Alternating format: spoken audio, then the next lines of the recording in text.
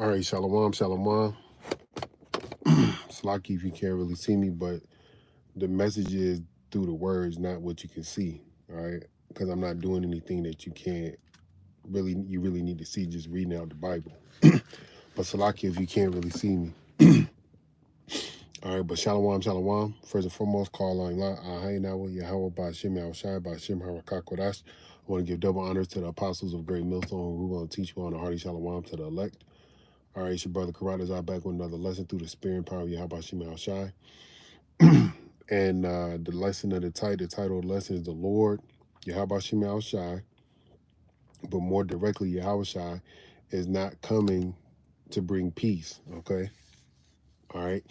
And peace, I don't know if I got my other phone in here, which I do. Let's see if I got some battery. And I know the word peace in the Greek is the word irene, and it means to have tranquility or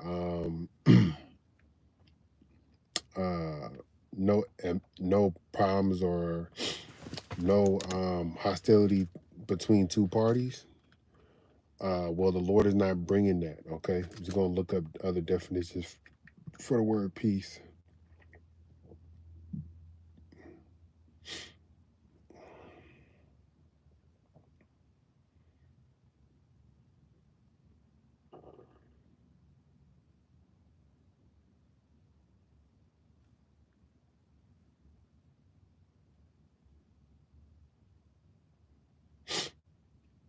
You know, why is like nothing working on this phone? All right, let me see. Just look it up in the blue letter.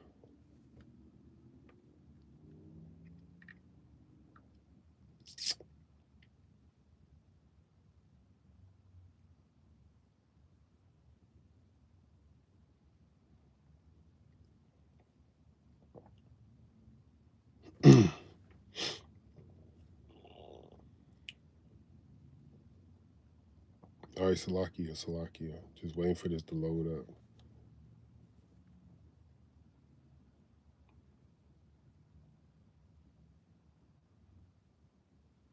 All right, well, while it's loading up, peace, the Lord is not coming to bring that, okay? All right, and I'm going to start off in Luke chapter 12 and verse 49. It says, I am come, this is the Lord Yahushua speaking, I am come to send fire on the earth. So if the Lord is coming to send fire, all right, and we know the fire is going to be the wrath of the Heavenly Father, all right, and it's going to be literal fire as well, all right? Fire from the chariots and their lasers, fire from the thermonuclear missiles, that's going to hit and bomb America, fire from people's insurrection, burning buildings down, burning houses down, whatever the case may be, because the people are going to be up in arms, okay? Those are, examples of fire, okay? All right, and it says, and what will I if it be already kindled? But I have a baptism to be baptized with, and how am I to be straightened till it be accomplished? Suppose ye that I am come to give peace on earth, I tell you nay, but rather division. And there's going to be division between man and woman, Jacob and Esau, Elam and Esau, or Elam and Jacob, Moab and Ishmael, Ishmael and Jacob, Moab and Jacob, Moab and Esau. It's going to be division amongst every nation, okay? And then it's going to be division on the actual nations, nation against nation, okay? And then within that division, there's going to be conflicts, okay? And within those conflicts, there's going to be battles. And within those battles, there's going to be wars, okay? So there's not going to be any peace upon the Lord's return, okay? It says, for from henceforth there shall be 5 in one house divided, 3 against 2, and 2 against 3.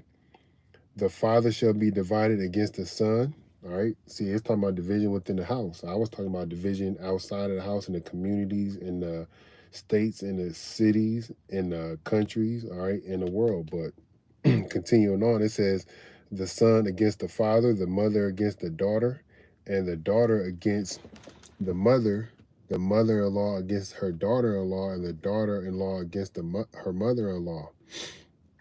And he said also to the people, when let me see, am I gonna keep reading?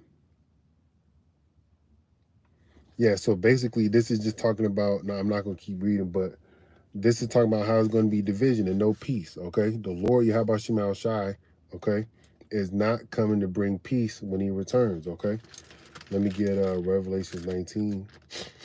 Dang, everything just cut out. Been here for a minute.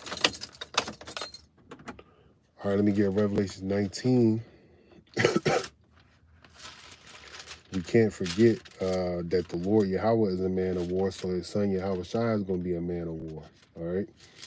And everything Yahweh Shai is coming to do, he's coming to do it because this is what his father told him to do. All right. So this is Revelation 19 and 11. It says, "And I saw heaven opened, and behold, a white horse, and he that sat upon him was called Faithful and True. And in righteousness he doth judge and make war." So when judgment happens, okay, those are decisions from Yahweh Shema Shai, right? And those decisions from Yahweh Shema Shai are going to be brought upon in the times ahead of death, calamities, desolation, distress, hunger, famine, things of that nature, right? Um, it says here, uh, also and in war, right? Those are judgments are going to come from those things, all right? But the Lord Yahweh Shema Shai, well, the Lord Yahweh Shai specifically is what I'm talking about right here, because that's what I'm reading about him. He's going to come in righteousness and judge and make war, and his judgments are going to be the decisions that the Heavenly Father have made to bring upon the earth, and the decision that the Heavenly Father have made to bring upon earth upon his return is to kill and destroy, all right?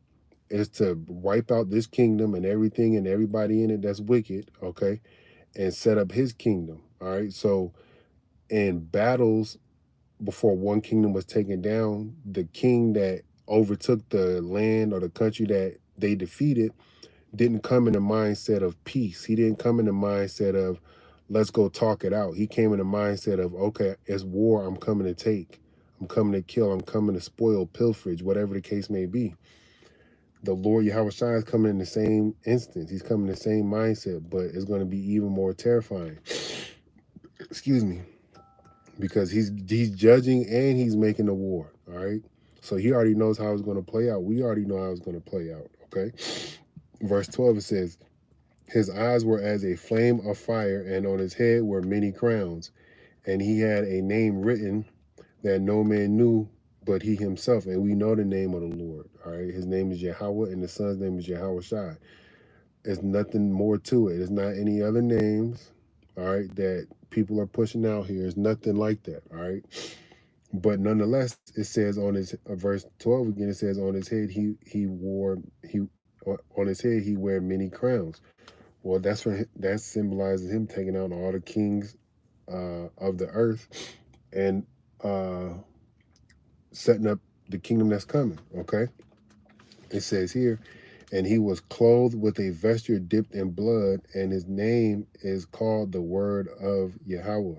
Okay, and the armies which were in heaven followed him upon white horses, clothed in fine linen, white and clean, and out of his mouth goeth a sharp sword. All right, so upon the Lord's return, he's coming with chariots. All right, he's coming with anger. He's coming with spiritual powers. The scriptures say he's not going to meet you as a man. I can't remember where that is. All right, and my other phone is taking too long to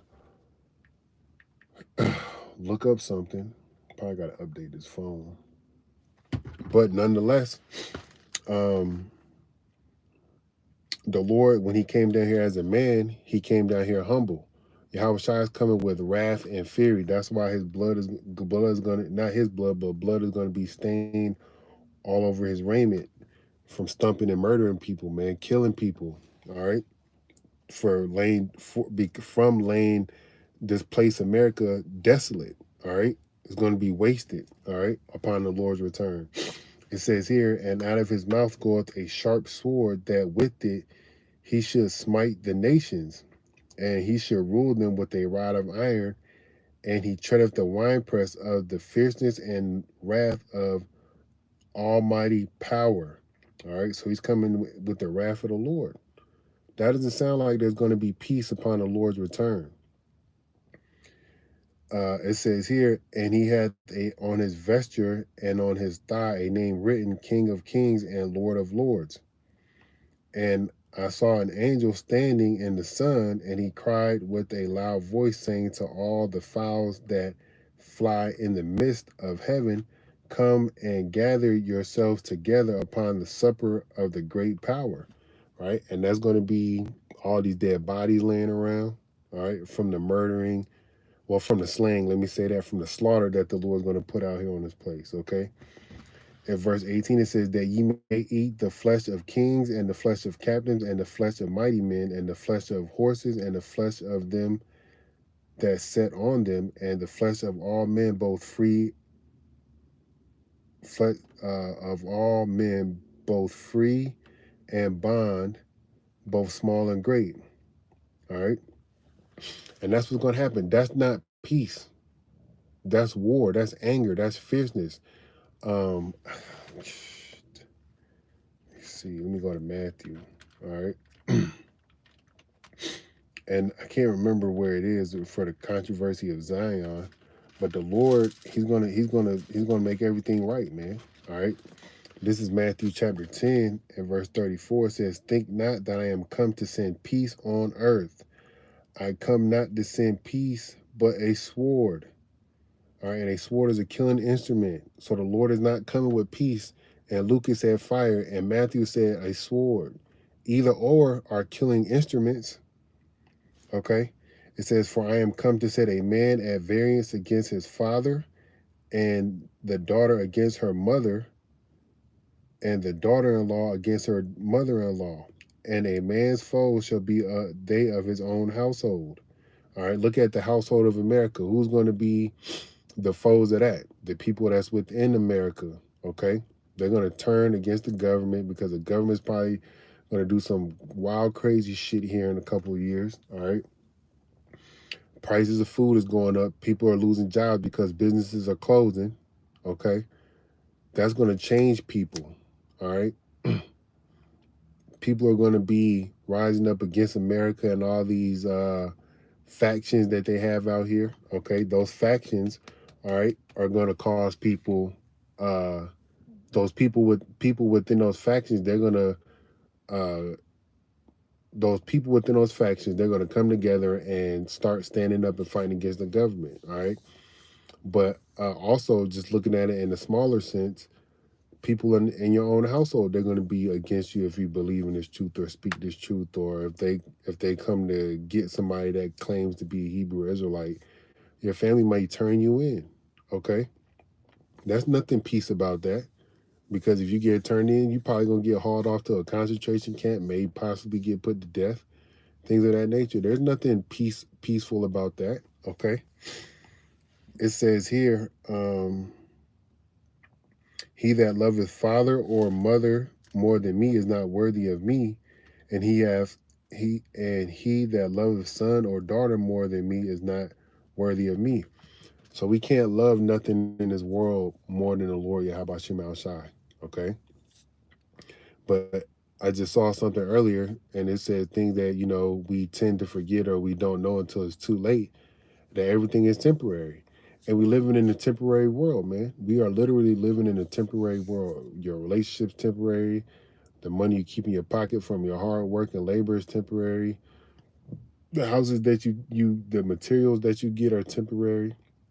If I didn't say relationships, I'm gonna say it again. If I did, they're temporary, whether it be with people in your family, or you meet a woman or a man outside of your family and you get in a marriage with them. Those are temporary.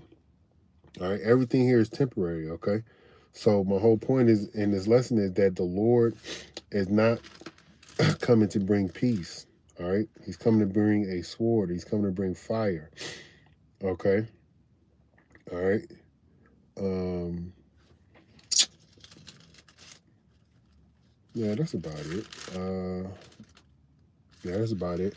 Yeah, well, Lord will you is edified, and Lord will you know and understand that the Lord Yahweh Shema Shai is not coming with peace. All right. He's not coming with peace. Lord will you is edified to the next time. Shalom.